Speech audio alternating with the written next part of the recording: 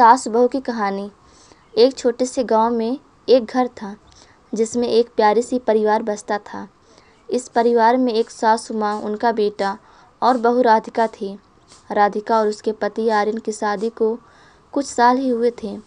वे एक साथ खुश रहते थे, लेकिन राधिका को हमेशा सासु माँ से थोड़ी दूरी महसूस होती थी।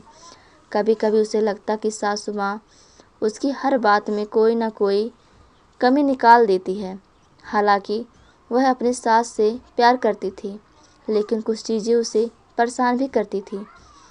सासु माँ का नाम सविता था।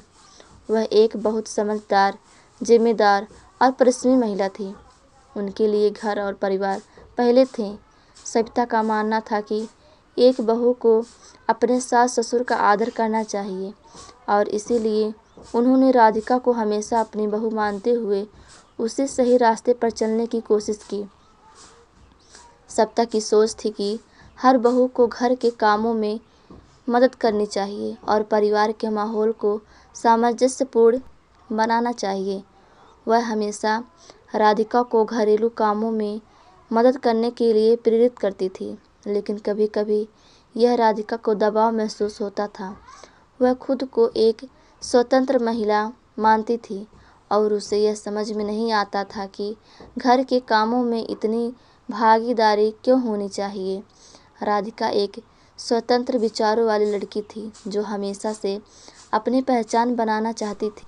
उसने अपनी पढ़ाई पूरी की थी और एक अच्छी नौकरी भी पाई थी, लेकिन शादी के बाद उसे घर और परिवार के बीच संतुलन बनाना बहुत मुश्किल लग रहा था। सासु माँ की बातें उसे कई बार बेमानी लगती, क्योंकि वह खुद को एक समृद्ध और आत्मनिर्भर महिला मानती थी। राधिका और सासु माँ के बीच कई छोटी छोटी नोक झोंक होती रहती। कभी राधिका को सासु माँ के काम करने के तरीके में सुधार की सलाह दी जाती, तो कभी सासु माँ राधिका की कुछ आदतों को लेकर चुपके से शिकायत करती। इसके बावजूद दोनों के बीच एक मौन समझौता था। राधिका घर के कामों में सासु माँ की मदद करती थी, लेकिन उसे यह भी महसूस होता था कि वह सिर्फ एक रोटी बेलने वाली नहीं है, बल्कि एक स्वतंत्र और आत्मनिर्भर महिला है जिसे अपनी महत्वाकांक्षाओं को पूरा करने का अधिकार है। समय के साथ राधिका को यह समझ में आने लगा कि सासु माँ की बातें उसे हमेशा केवल आलोचना के रूप में नहीं आती। असल में वह उसे बेहतर बनाने की कोशिश करती हैं। एक दिन राधिका और परिवार के बीच एक लंबी बातचीत हुई। सविता ने राधिका से कहा, मैं जानती हूँ कि तुम मेहनती और समझदार हो, लेकिन हमें घर की जिम्मेदारियों का ध्यान रखना चाहिए। यह सिर्फ महिलाओं की जिम्मेदारी नहीं है, बल्कि हम सभी को मिलकर घर को सुखमय बनाना चाहिए। राधिका ने सासु माँ की बातों को ध्यान से सुना और महसूस किया कि सासु माँ की बातें प्रेम से भरी हुई थी और उनका उद्देश्य उसे सिर्फ सही मार्गदर्शन देना था। उसने सोचा, अगर सासु माँ उसकी मदद कर सकती है तो वह भी अपनी ओर से प्रयास करेगी कि दोनों के बीच का रिश्ता मजबूत और घर का माहौल शांतिपूर्ण बने।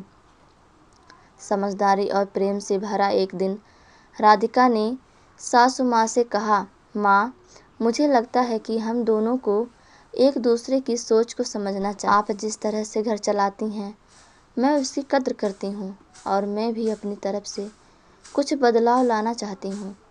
सासु माँ ने राधिका की बातों को ध्यान से सुना और मुस्कुराते हुए कहा, बहू, तुम ठीक कह रही हो। हम सभी को एक दूसरे की सोच को समझकर साथ चलना चाहिए।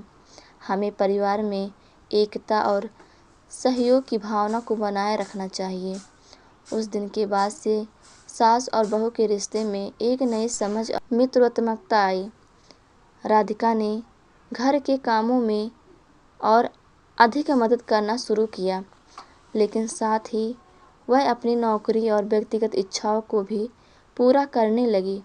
सासु माँ ने भी राधिका को अपनी सोच में थोड़ा बदलाव करने के लिए प्रोत्साहित किया और उसे एक एहसास दिलाया कि परिवार में हर सदस्य को योगदान महत्वपूर्ण है।